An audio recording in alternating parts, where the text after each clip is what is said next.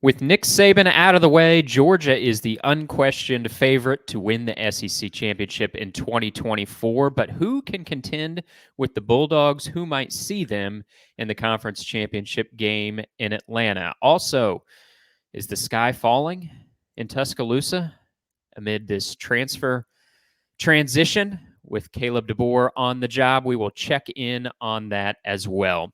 Welcome into SEC Football Unfiltered, our podcast from the USA Today Network. I'm Blake Toppmeyer alongside John Adams. John, we see these way too early college football rankings come out right around the time of the national championship game. I know you had a power rankings come out around that time as well, but we've had an important development since then. Part one, Nick Saban retires, replaced by Kalen DeBoer. Part two, a lot of transfers at Alabama. We'll get into that more later, but wanted to check in on our top and bottom of the conference because you got Georgia earmarked at the top, and then, of course, as the years go by, Vanderbilt annually earmarked for the bottom. So we're going to check in today on who can contend with Georgia at the top and who can contend with Vanderbilt for the basement. We'll get into some of those in-between schools somewhere down the line in the offseason. Today, we're just focused on the top of the bottom. So where do you want to start? Maybe should we start at the top or should we start at the bottom with Vanderbilt? When have we ever started a podcast with Vanderbilt? So let's do that. Let's have a little bit, a little bit of fun down there in the yeah, down there. I think anytime your slogan has down in it, that's not a good thing. Anchor down. Anchor way down. Way down. I've never quite understood why they embrace that. So, but they have, and good for them. They're sticking with it, showing the kind of consistency that they've shown in the one-loss department. I really think Vanderbilt under Clark Lee's probably dropped off a bit, despite the big talk when he arrived. And I don't blame him. All coaches talk big when they first go to Vanderbilt. They'll change the culture. There's no reason you can't win at Vanderbilt, they'll tell us, and they'll cite other highly acclaimed academic institutions where there's been a somewhat success, maybe back in the day at Stanford, certainly. Duke's had some success. Vanderbilt, not so much, other than James Franklin. I think unless James Franklin decides he doesn't want to stay in the Big Ten and wants to return to Vanderbilt, I think Vanderbilt has pretty much got a lock on that last place. And no longer can you say, well, Vanderbilt's 14th in the SEC or 7th in the SEC East. Now it's just 16th. Yes.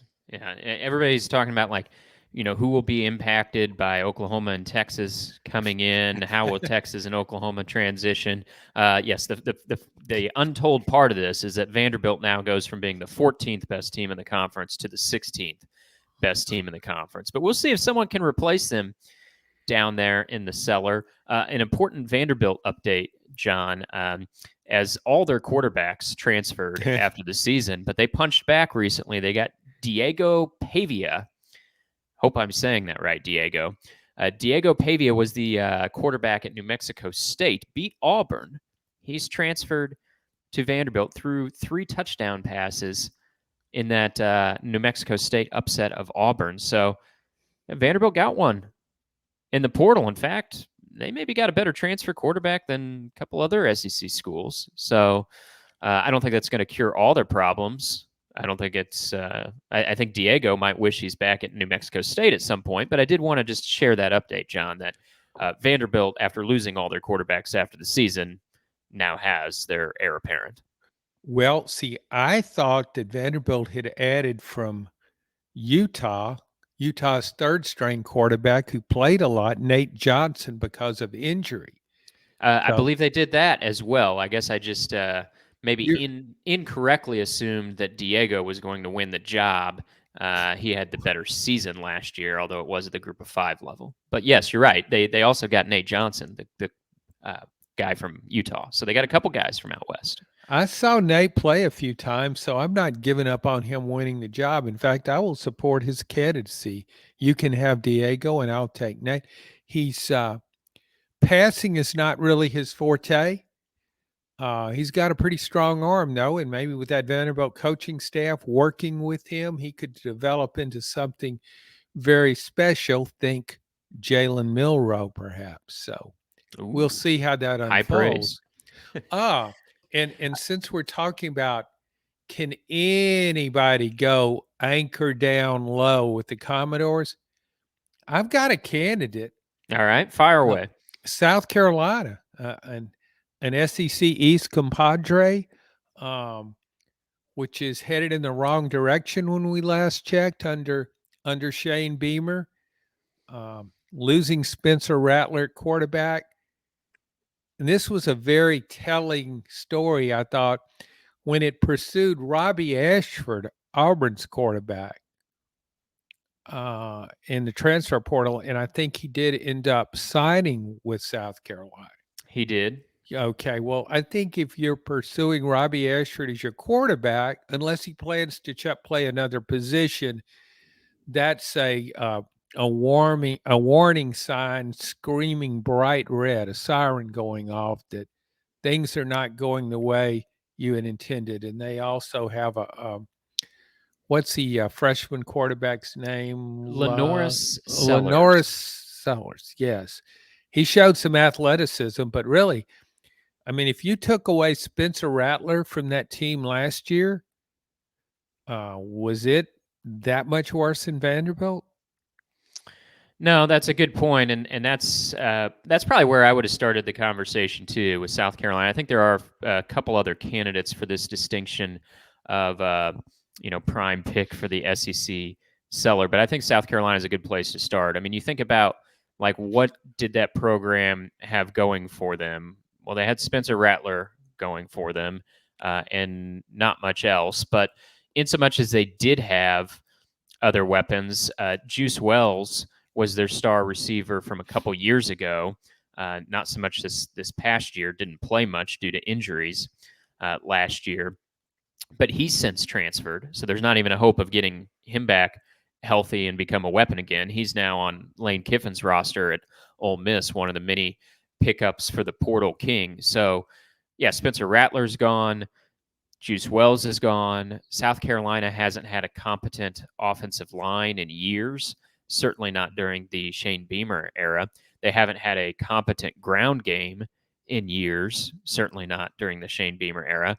And, Beamer's the promising start to Beamer's tenure was really all built around, for the most part, getting Spencer Rattler and that 8-5 season 2 years ago in 2022. Now they were better than expected in 2021 as well in Beamer's debut, but then they got even better in 2022.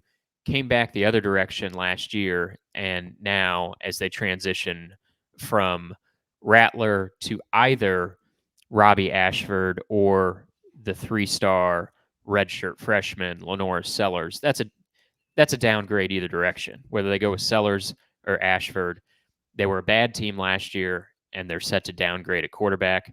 Yeah, I think they are very fairly the prime contender to Vanderbilt for last place in the SEC.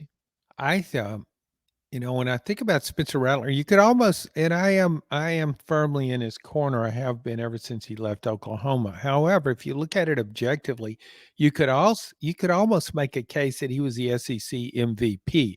If you say where would this team be with what it is with him and then what it is without him over the past 2 years, how many games would South Carolina have won without him?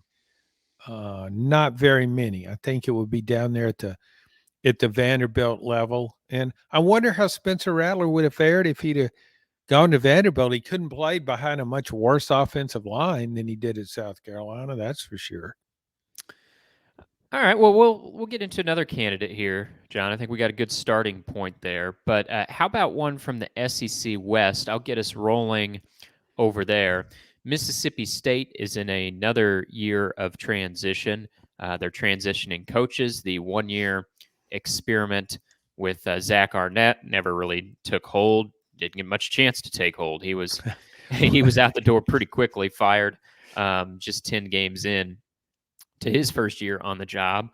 Also, Will Rogers, who had been the starting quarterback at Mississippi State since approximately 1972, he transferred, and so there will be a transition at quarterback as well. The newcomers, Jeff Lebby, the former offensive coordinator at Oklahoma, previously the offensive coordinator under Lane Kiffin at Ole Miss. He's now the head coach at Mississippi State. New quarterback, he brought in Blake Shapen. He was previously Baylor's starter. I believe he started his career at Oklahoma State, right? He went from Oklahoma State to Baylor, now to Mississippi State. He was okay at Baylor. He was not a superstar by any means, but he was all right. So they got their new quarterback, but this is a program that wasn't very good last year. They've lost some pieces. New coach. They won just one game in the conference last season. It was that first team to score touchdown wins in Fayetteville, where they beat Arkansas 7-3. So they're just 1-7 in the conference last year. I don't see them being much, if at all, better. So I've got them. They also lost Jaquavius Marks, their leading rusher from last year. I've got Mississippi State as another contender for the cellar. What say you? Oh yeah, I think Mississippi State is a very strong candidate. I do think it has a better quarterback than South Carolina, and Vanderbilt too. Go back, making a coaching transition 2 years in a row isn't usually a path to great success. You go back to when Tennessee fired Philip Fulmer after the 2008 season, brought in Lane Kiffin, who stuck around for an entire year, 2009. Then he vamoosed, and in came Derek Dooley to pick up the pieces. Hired in mid-January. He never had a shot, and I don't really know if you could have expected any better than, I guess it was maybe 6-7 or something. One of 3 consecutive 7-loss seasons for him. And Tennessee went on to have 4 consecutive 7-loss seasons. So Mississippi State probably should want to look at that track record of Tennessee's very hard. It will be difficult being optimistic given that. Yeah, and there's something that's changed to make it even harder, I think, since the Tennessee era, John, is you go back-to-back years with coaching changes. That means you're losing transfers. Now, Zach Arnett actually did a really good job of keeping that roster intact after the death of Mike Leach. Mississippi State a year ago didn't suffer as many transfers as you would have expected, given that coaching transition where they promoted from in-house. But now they're experiencing a little more of the roster turnover that you would come to expect in this transfer era. Players transfer from every program every year, but there tends to be an uptick anytime there's a coaching change, and you're seeing that at Mississippi State. I'll throw out one more candidate for you from the SEC West, John, and then we'll see if we're missing anyone. But I think we've got a pretty good list here for top candidates for the cellar. My other one, well, from the old West, I keep saying divisions, it's gone now, but for the old SEC West, I'm going to go with Arkansas.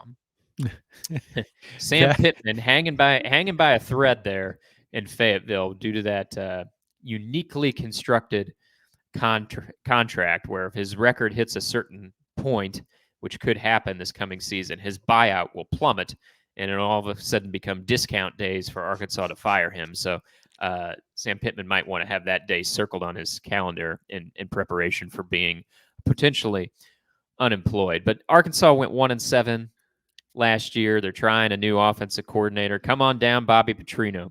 You couldn't save Jimbo Fisher. Can you save Sam Pittman?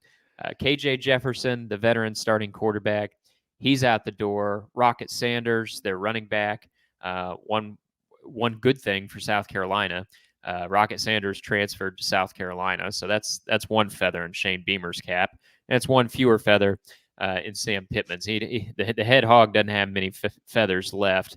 They got a transfer quarterback as well. Talon Green transferred in from Boise State.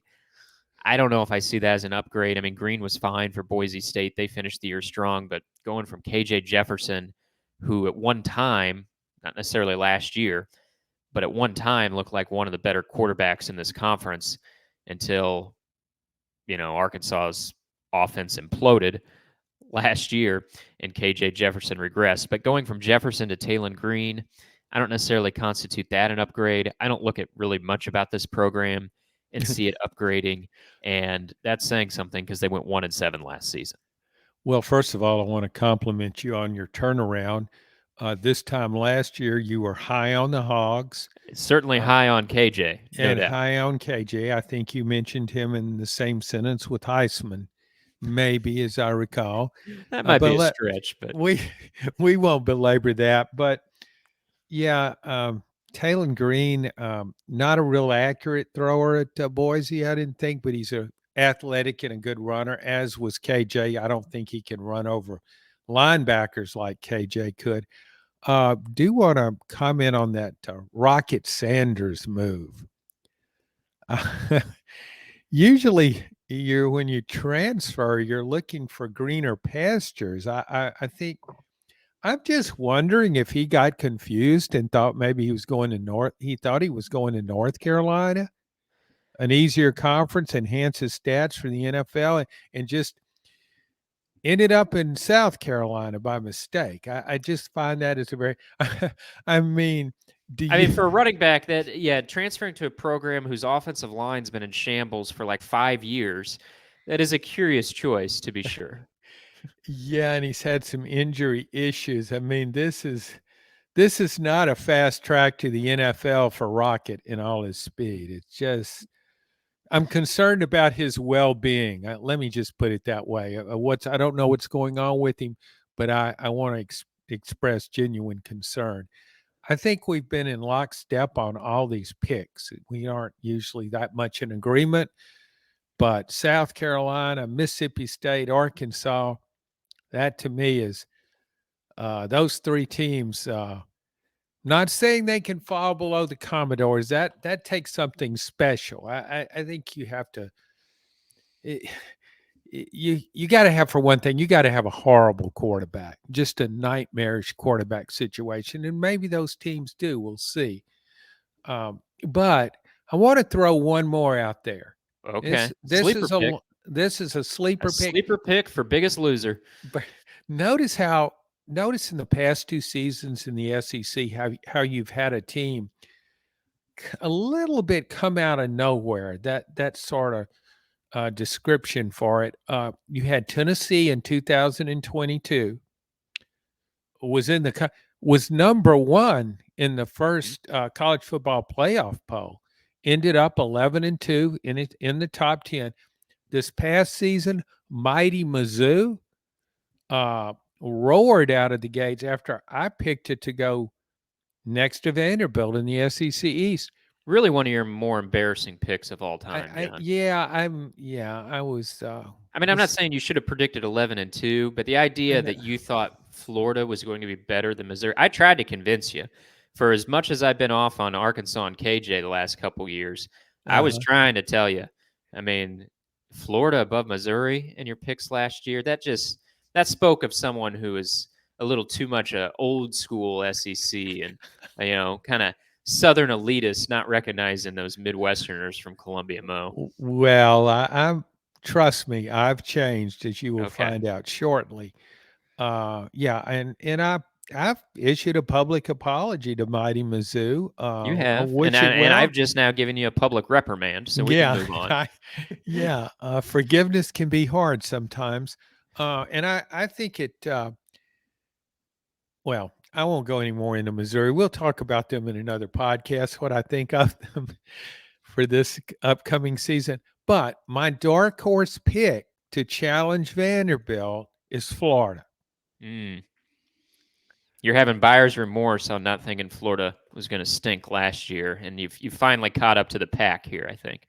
I think there's perhaps a touch of vengeance there.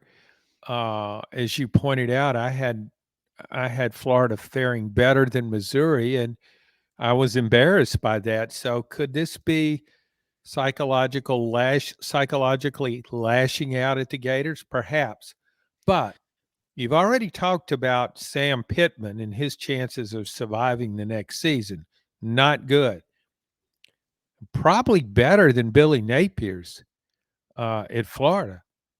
Back I to don't know back. about better, but they're both in pretty Okay. rising waters. Fair enough. Yeah. Billy Napier back to back 7 lost seasons. Um, Guys, he's lost guys to the transfer portal. His Yeah, best pass. Florida falls into that category of they've lost much more than they've gained in the And portal. And even a lot of these programs, when you lose a lot, maybe in a coaching transition, usually you're still getting quite a few guys on the back end. Maybe you're not offsetting the caliber of talent, but you're usually offsetting your bodies. Florida's not done that.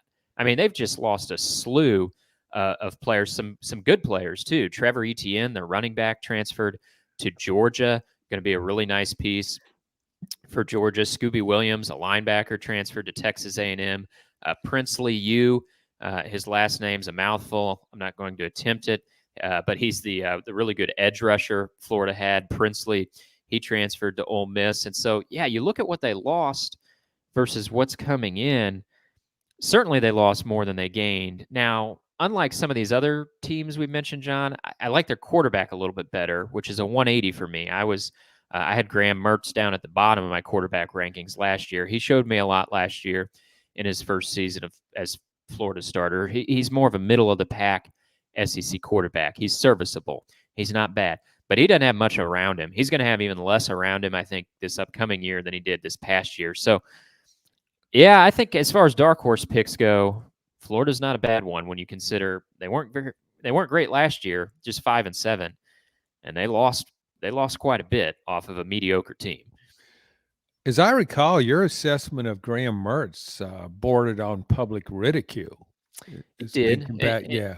and yeah, now that you've issued multiple public apologies to Missouri, I think I need to write an open letter to Graham Mertz and give him his due as a middle of the pack SEC quarterback rather than a bottom tier SEC quarterback. I also think it would be a nice idea. It's not a necessity, but if you would write an open letter, handwritten too, that the personal touch goes a long way. Send it to Graham Mertz's parents. Would be a nice touch, I think. Graham Mertz's father at one time was touting him for the Heisman last season, so I don't think his parents are. I don't think their confidence is rattled in any way. Certainly not his father's. His father thought he had a Heisman son of the making there at one point. He had Joe Burrow was referenced at one point as far as transfers that went on to win the Heisman. Of course, the transfer did go on to win the Heisman, but it wasn't Graham Mertz. Fine season though he had. Jaden Daniels won instead. Well, if he's a combination of John Elway, Peyton Manning, Johnny Manziel, Archie Manning, Cam Newton, maybe he can win the Heisman. All rolled into one. Yeah, he's like, all right. Well, that's a good 5-pack of teams, John. I got them kind of boxed in as we look for tiers in the SEC. We got our 5-team bottom tier, as in no particular order: Florida, Arkansas, Mississippi State, South Carolina, and Vanderbilt, all fighting for the bottom. Let's flip over and see who's going to be fighting Georgia for the top. A couple weeks ago, I think that conversation may have started with Alabama. I suspect that's going to look a little bit differently now. So who would you put at the top of the list as top contender to Georgia for the SEC crown? I'd probably go with Georgia's second team. They could play the backups, like back the in backup. in the peak of Alabama's dynasty. The SEC championship would have been Alabama's first string against its second string if that was allowed a lot of years. Sure. I think if you go back, if you rewatch, and I don't think anybody will, but if you rewatch Georgia versus Florida State in the Orange Bowl, I mean, do you really think Florida State could have come close to Georgia's second team in that game? I don't. Well, Florida State was playing its third string, so let's be fair. Well, good point. Yeah, I think Georgia's head and shoulders above everybody, and I wasn't dropping Alabama much initially, but with those defections to the portal, particularly Caleb Downs, All-American defensive back, I kind of think Texas might be number one with Quinn Ewers returning at quarterback. Had a lot of talent across the board on that team, and losing a running back to the NFL, but the guy that replaced him was just as good, if not better. So I kind of like Texas. First year in the league, it's got a lot of momentum. Helped itself somewhat in the transfer portal. Of course, recruited well. Got some proven players returning. So I would go with Texas as the number one threat. Yeah, we're still in agreement here, John, because that's where I would start it too. Quinn Ewers coming back, as you mentioned, veteran starter for Texas. A lot of the pieces off that offensive line coming back, that's so important for them. Their biggest losses, I would say, are on defensive line and wide receiver. Now, wide receiver, I think they did a really nice job of addressing that. They lose Xavier Worthy and A.D. Mitchell, two standouts, but they brought in Isaiah Bond, the hero of the Iron Bowl from Alabama, who I thought was Alabama's best wide receiver. I think he's got a bright future ahead. He transferred before Kalen DeBoer had even unpacked his bags in Tuscaloosa, and he's not the only one.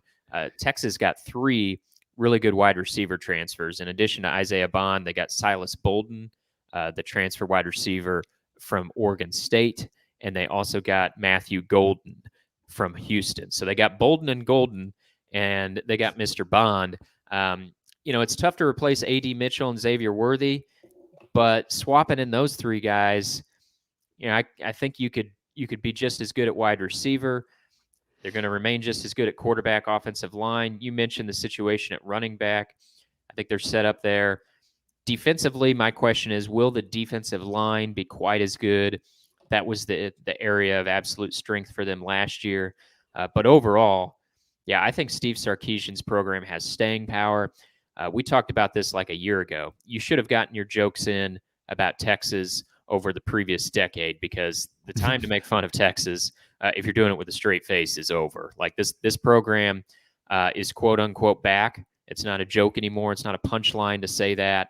And I think they're a strong, not only playoff contender in year one in the SEC, but I think they're a strong contender to join Georgia in Atlanta. I absolutely agree. Well, don't really like tooting my own horn, but to your point, I did get my nice shots in on Texas. I don't doubt that. Yeah, right up until it beat Alabama, I was taking shots at Texas. So, no, I'm in the Longhorns' corner now, and probably will be there a while unless it falters, and then I will turn on them like a rabid dog. So I'm trying to think of somebody else, and to me, it's Georgia, a tier unto itself, and maybe Texas also, a tier unto itself. You mentioned one on the pod a few weeks ago, John, and I didn't really snicker. Because I didn't think it was that crazy, but my eyes got a little bit big. We were talking about Lane Kiffin and how this might be his best roster ever. Or not might be. We think it is his best roster he's had at Ole Miss. He's entering year 5 at Ole Miss, and the way he's done in the portal. Now, he did lose Quinshon Judkins, the star running back. He transferred to Ohio State. But overall, another really good year in the portal for Ole Miss. They got Walter Nolan, the standout defensive lineman from Texas A&M. I mean, they got a bunch of guys. We already talked about Juice Wells, the wide receiver from South Carolina. They got Logan Diggs, LSU running back, the pass rusher from Florida. So many guys on defense are fresh faces, and not just like bodies, not just warm bodies, but guys that can be plug and play starters on that defense. We think about Lane and his offensive wizardry. He was kind of the quarterback wonderkind for a while, and he's got Jackson Dart coming back as a year 3 starter. But really this year in the portal, I've been even more impressed with what he's done in acquiring defensive talent. He's got some, a couple key offensive pieces that he nabbed too, but really he overhauled that defense via transfers. And when you said it a few weeks ago, that was back when Nick Saban was still on the job at Alabama, and I thought, Yeah, I don't know if I see enough room for Ole Miss to get to Atlanta. But you look at it now, Alabama's not on the schedule. Yeah, Georgia is. They'll probably lose to them in the regular season, but I'm not so sure they couldn't get another crack at Georgia in Atlanta. I like Texas better, but as we're continuing this conversation, I think it's got to continue with Ole Miss. Yeah, I agree, and I'm higher on Ole Miss now than I was a couple of weeks ago because of the Alabama losses in the portal. I think Ole Miss would probably be my pick as the next team to challenge Georgia. We go back and we look at Lane Kiffin, his history with offense and quarterbacks. You can just count on him having a potent offense. Go back to this past season when he won that wild scoring festival against LSU. A good team, horrible defense, but a good team, and he can outscore people. Now he has more defense, but he's still capable of winning that 52-47 game or 45-42 kind of game. But I think Saturday after Saturday, that defense will be stouter, particularly with Walter Nolan from A&M kind of anchoring the middle of that line. And he got the good, who's a linebacker he got from Arkansas. I'm thinking, can't remember the guy's name. I think The linebacker from Chris Paul. Chris Paul. Chris Paul. Yeah. Yeah, Mm-hmm. Chris Paul. He was a very productive player at Arkansas. So yeah, um, I think Ole Miss is probably, and he's got his quarterback returning. And Jackson Dart improved from one season to the next. If he can make the same kind of improvement going into next season, I think Ole Miss has a real shot at the playoff spot. And then the next team, and this is a kind of a dark horse, but I think I would go with Tennessee. You're saying Tennessee has a better chance to get to Atlanta than Alabama at this point. Are we overreacting to some of these losses at Alabama? Okay, let's look at it this way. Alabama has some young running backs that may come on and be better than their last two. I thought their running backs were pretty much average, certainly average at best by Alabama standards. Lost a good receiver. I don't know where this is a great receiving core. I'm not sure how well Jalen Milroe will fit into the schemes of DeBoer, but maybe he will. He's certainly talented. You build the offense around him. Boy, losing Caleb down, you lost the two best players on that defense. Dallas Turner going to the NFL, and now losing Caleb Downs in the secondary. The thing I like about Tennessee, it addressed every weakness in the portal, every one. The last transfer it got, the most recent, Lance Hurd from LSU, former five-star recruit, who's going to start at offensive tackle for Tennessee. I mean, he played a lot as a freshman last year, didn't start at LSU, but it had a veteran offensive line. So right away, so it loses Gerald Mincy, but gains Lance Hurd. I will say that's an upgrade. That will be an improvement. Three veteran offensive linemen returning. They have 30-something. Each one has at least, I think, 30 starts to their credit already in college. So other than one offensive guard, I think the offensive line is set. The receiving core will be better. Tight ends will be better. Defense. Keenan Peely, the transfer from BYU, was hurt this past year. Didn't play after the first game. I think he will really help Tennessee on defense. I think the defensive line with James Pierce, possible All-American, and then Omari Thomas could be an All-SEC type in the middle of the defensive front. Secondary has just been awful, but it added three transfers who I think will be the three best DBs for Tennessee. And a lot of this, the main reason for my optimism about Tennessee is I think Nico Iamaleava will be a star at quarterback. Yeah, I You was got wondering. it. You kind of buried the lead there. You're giving me all those reasons, and I know how much you think of Nico. I mean, that's the focal point here, right? Is Nico replacing Joe Milton? I mean, if Yeah, we're talking some about Tennessee getting to Atlanta, that's the key development.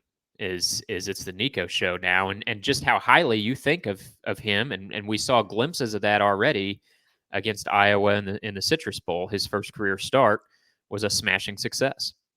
yeah, and there would be a concern about having no really experienced backup behind him. If he goes down for just a game, that would be a problem. But he's a playmaker, and I think he will fit well into Josh Heupel's offense. So yeah, those. So I think Tennessee is certainly has a shot at the playoff. Its schedule. You look now. We a team we haven't mentioned, Oklahoma. It's kind of hard to dismiss Oklahoma. It lost two or three offensive linemen, starters in the offensive line. Lost its quarterback, but it's got a good quarterback coming up. Based on Oklahoma's track record, I wouldn't write it off as a playoff contender. I don't think you can. I don't know if I'd write it off as a playoff contender. I will write Oklahoma off as a contender to get to Atlanta. I don't see it happening. I think, the smoke and mirrors coming out of Norman is that, oh, Dylan Gabriel might have lost his starting job. That's why he transferred, because he was going to lose the job to No, Jackson Arnold. Like, no. come on, that's ridiculous. Dylan Gabriel, he wasn't losing his starting job. He transferred to Oregon. He's on the short list of preseason Heisman hopefuls out at Oregon now. So yeah, Jackson Arnold might be a nice player, but he's something of an unknown. He was kind of up and down in Oklahoma's bowl game. And so I would give you that Oklahoma, I wouldn't push back on them maybe being a contender for the playoff, but to be one of the top two teams in the SEC, I think that's probably where I would draw the line. Now you've maybe convinced me on Tennessee though, John. At first I was giving you trouble of saying Tennessee before Alabama in this pecking order of teams that could threaten Georgia at the top of the conference. But as you make the pitch there, I think you've got me on board with that. I mean, yeah, they both bring their quarterbacks back, and Milroe and, well, I mean, Nico's coming back, but he wasn't a starter. But both programs bringing back quarterbacks that they trust. But Milroe, his top abilities this past year were twofold: his running ability and his downfield passing. Well, I'm not sure what that downfield passing is going to look like, because he just lost his top two receivers. Jermaine Burton's off to the NFL, and Isaiah Bond, as we mentioned, is now at Texas. So who's he going to have to throw it to downfield? And, is Kalen DeBoer and Ryan Grubb's offense going to be set up to have him run it around, which is going to be his top ability if he can't strike downfield? So, yeah, I have real concerns about Alabama for this upcoming season.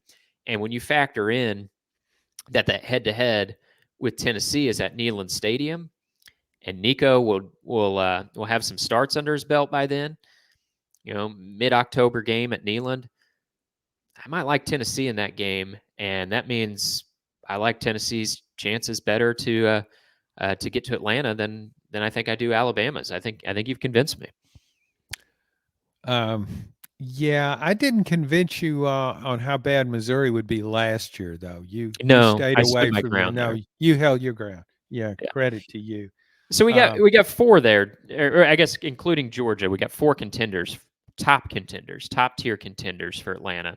John, Georgia, Texas, Ole Miss, Tennessee. We've talked about some of the concerns we have with Alabama. I've poured a little bit of water on the idea of Oklahoma getting to Atlanta, although I'm okay with your idea of them contending for the playoff.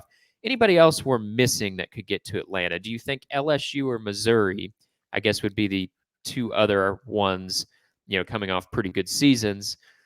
Do you think they could realistically threaten Georgia at the top of the conference? Could they threaten to get to Atlanta, or are we stretching it, beyond these top four teams that we've mentioned? well, I'm not going to beat up on Missouri anymore.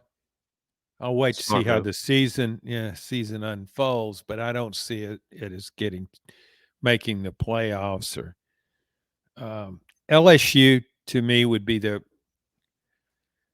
you know, you could make a case for putting LSU ahead of Alabama, I guess.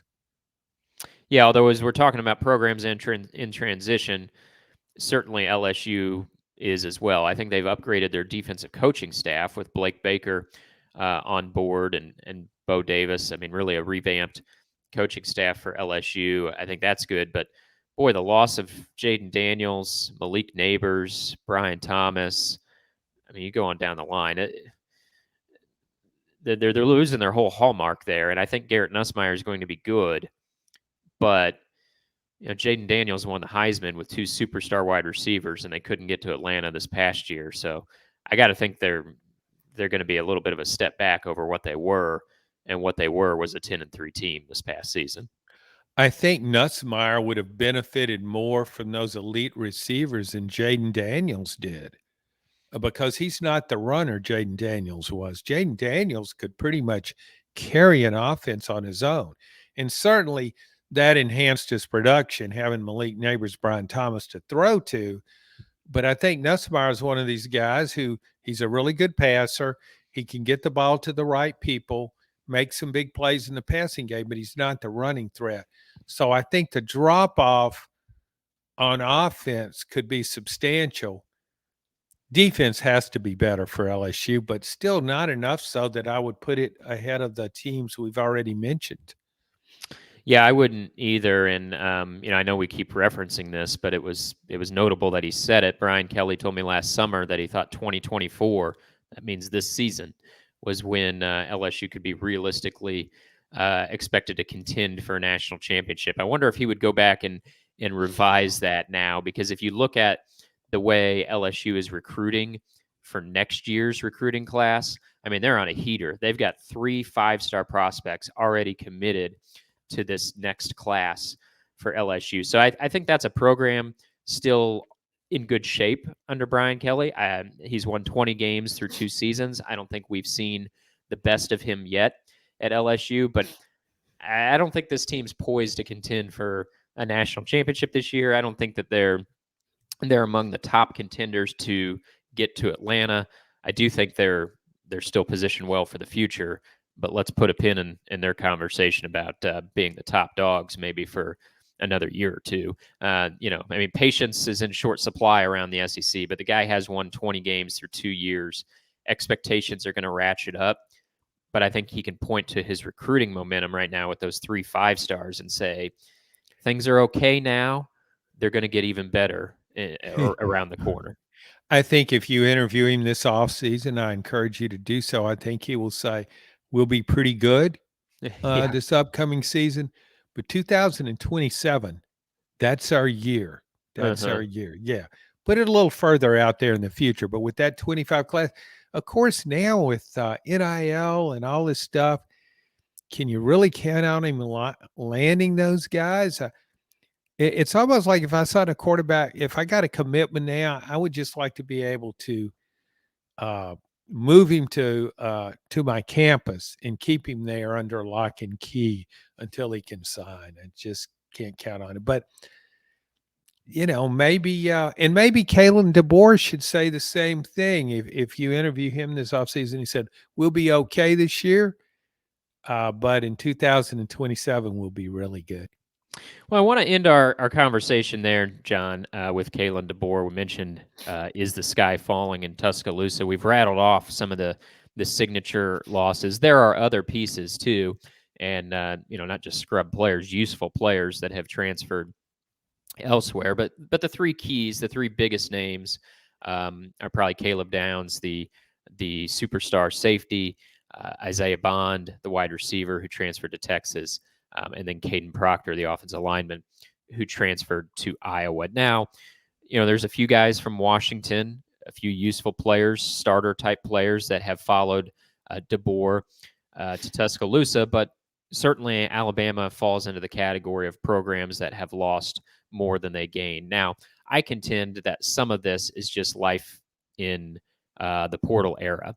If you change coaches for whatever reason, that coach leaves for another job, is fired, retires, you can expect to lose some of your best players to the transfer portal. So I don't think this is necessarily a Kalen DeBoer issue as just a sign of the times. However, I do think that these losses significantly alter my outlook on Alabama this season. What's your take on this? Is sort of the panic meter that you think is appropriate for Alabama? We know some fans were struggling with all these departures last week when they were going down. It does change the outlook for this year, but what should the panic meter be right now in Tuscaloosa? Well, fans tend to panic quickly, and panic prevails over patience in the SEC. So I think there will be some of that among Alabama fans. I think it's significant, though, that Alabama is hiring a coach with with an offensive track record, offensive expertise in Kalen DeBoer, because he'll need it. When I look down at all the offensive areas, offensive line, receiver, running back, quarterback, Kalen DeBoer was better off last season at Washington in every area than he will be at Alabama this season. I really wonder how good Alabama's offensive line will be in 24, because I didn't think it was great this past season, and now it's lost Caden Proctor, and J.C. Latham, I think, is he's going to the NFL. So arguably losing two of its best offensive linemen. It lost its center too, but I don't think anyone will shed a tear over that after the semifinals. No. No, so I just think he's got work to do in all those areas. Promising young running backs, that could be helpful, but I don't know about the receiving core. It's almost as though we got a better version of I can't say that. I was going to say South Carolina and Spencer Rattler, but I won't mention South Carolina with Alabama. That would be inappropriate. But there is a concern to me in all offensive areas. I would think on defense that Alabama will still be good. It's recruited well, recruited some great players on defense, and I think it will be okay there. But I wonder about the offense.